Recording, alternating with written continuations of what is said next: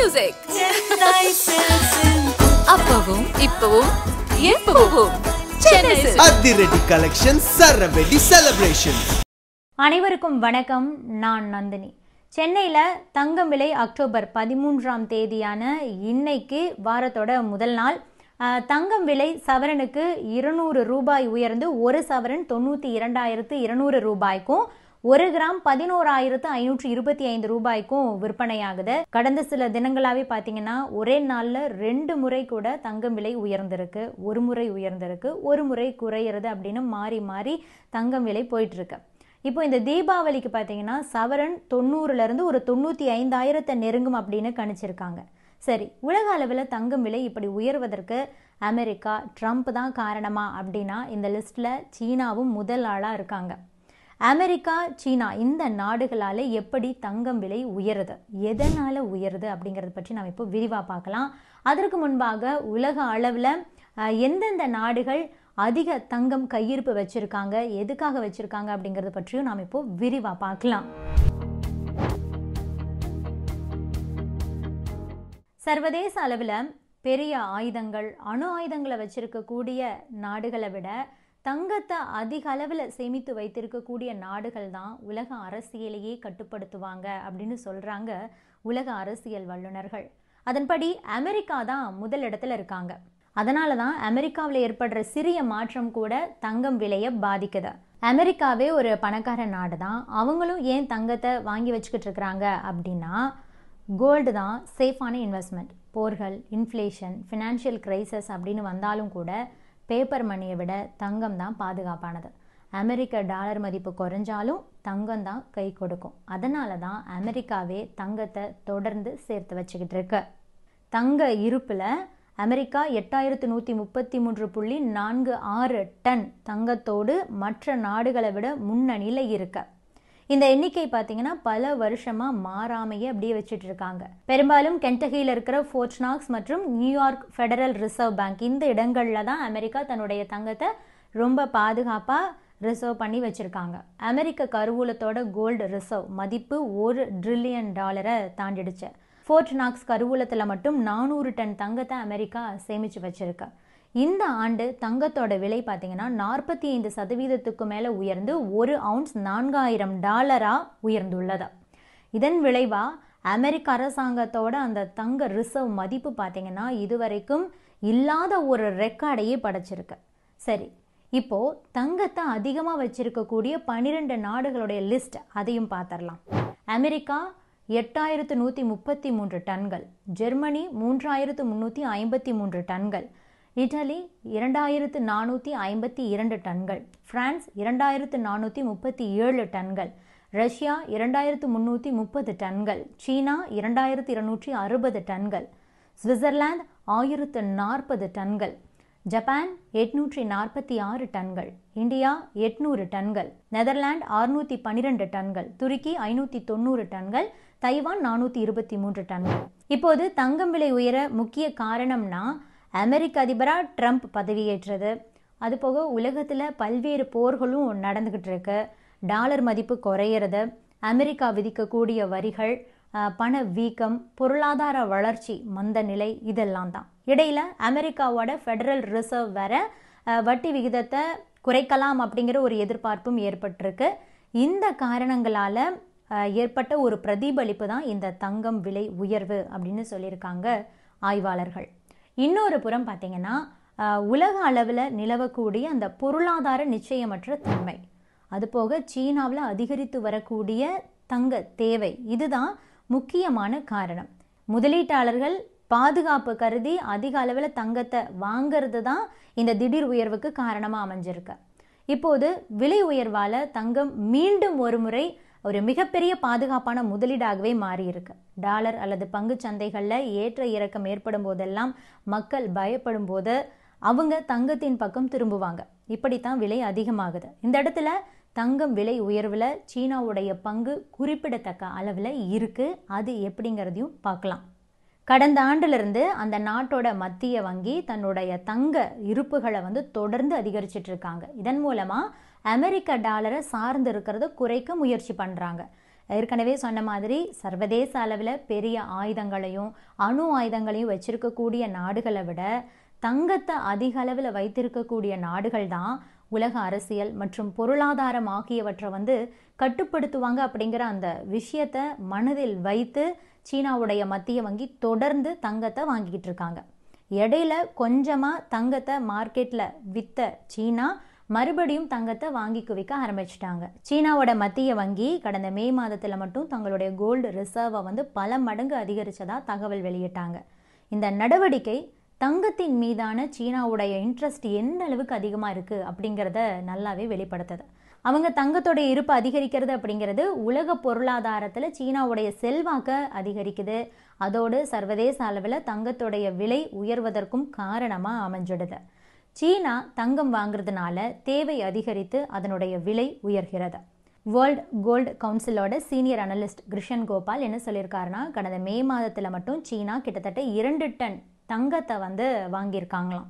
இதன் மூலமாக இந்த ஆண்டில் மட்டும் 17 டன் தங்கத்தை அவங்க வாங்கியிருக்காங்க. மொத்த தங்கத்தோட இருப்பு சீனாவில் 2296 டன்னாக உயர்ந்திருக்கு அப்படிங்கிற ஒரு தகவலையும் சொல்கிறாரு. மே மாதம் இறுதியில் சீனாவுடைய தங்க இருப்புடைய மதிப்பு 241.99 பில்லியன் அமெரிக்க டாலராக இருந்தது.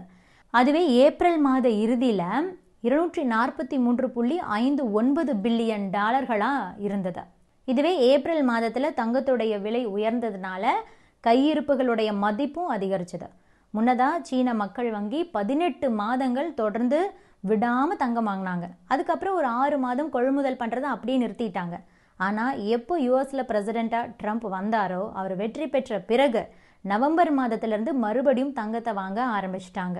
சீனாவோட பேங்கே இப்படி போட்டி போட்டுக்கிட்டு தங்கத்தை வாங்கிக்கிட்டு இருக்கு. அது போக சீன மக்களுமே தங்கத்தை அவங்களுடைய ஃபர்ஸ்ட் இன்வெஸ்ட்மெண்ட்டாக பார்க்குறாங்க. ஷாங்காய், பெய்ஜிங் மாதிரியான சிட்டிஸில் இருக்கிற நகை கடைகளில் விலை அதிகமாக இருக்குது அப்படின்னாலும் கூட மக்கள் அதை வாங்கிக்கிட்டு தான் இருக்காங்க. அதுக்கான டிமாண்டும் அங்கு அதிகரிச்சிருக்கு. புதியதாக நகை வாங்க முடியாதவங்க பழைய நகைகளை புதுசாகவும் மாற்றிக்கிறாங்க.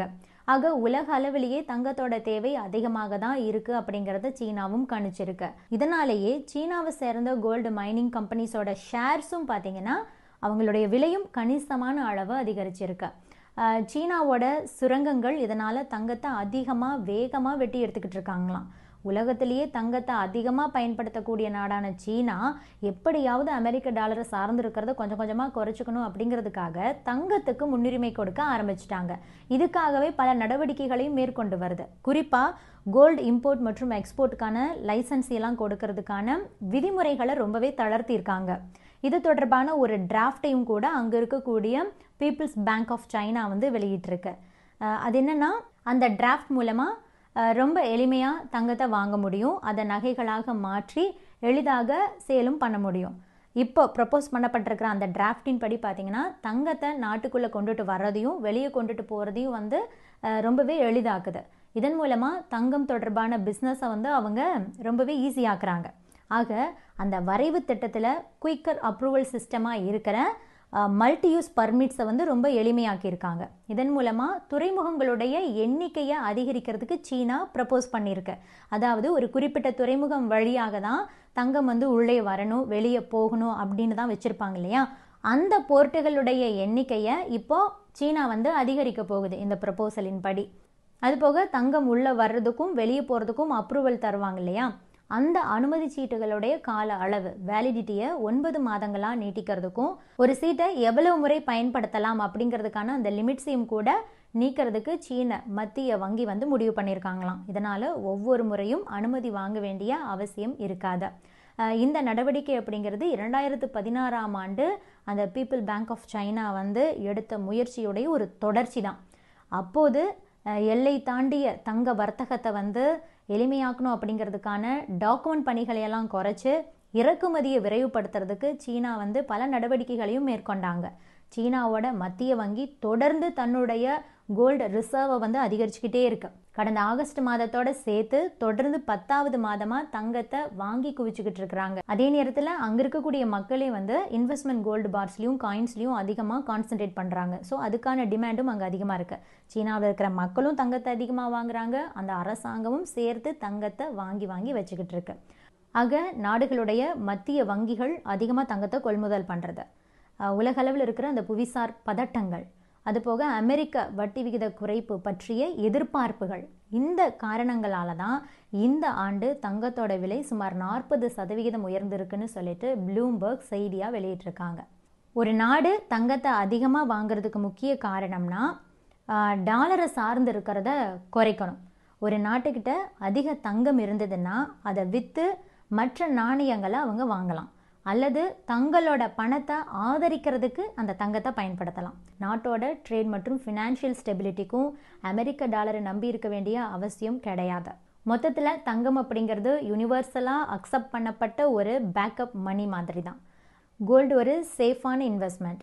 போர்கள், இன்ஃப்ளேஷன், ஃபினான்ஷியல் கிரைசஸ்னு வந்தாலும் கூட பேப்பர் மணியை விட தங்கம் தான் பாதுகாப்பானது. அமெரிக்க டாலர் மதிப்பு குறைஞ்சாலும் தங்கம் தான் கை கொடுக்கும் அப்படிங்கிற ஒரே காரணத்துக்காகத்தான் நாடுகள் இப்படி போட்டி போட்டுக்கிட்டு தங்கத்தை வாங்குறாங்க. இதனாலேயே தங்கத்தோட டிமாண்ட் அதிகமாகுது.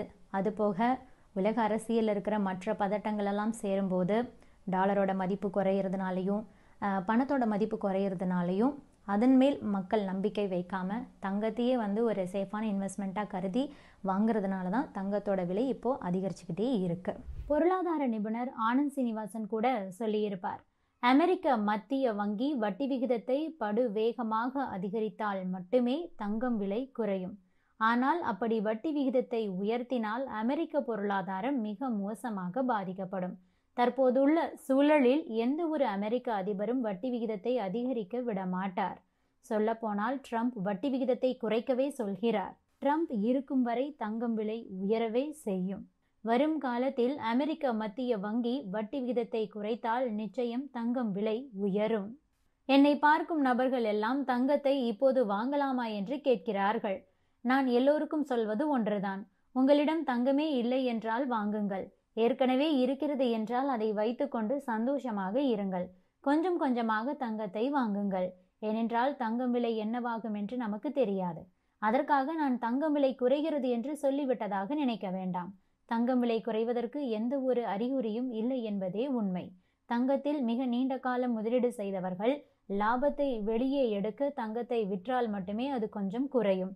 அதுவும் கூட 100 ரூபாய் 200 ரூபாய் மட்டுமே குறையும். அப்படி குறையவில்லை என்றால் ராக்கெட்டில் போய்கொண்டே இருக்கும். ட்ரம்ப், புதின், ஜி ஜின்பிங் இவர்கள் பதவியில் இருக்கும் வரை தங்கம் விலை குறைவது கடினம் என்கிறார் Anand Srinivasan. Subscribe to One India and never miss an update.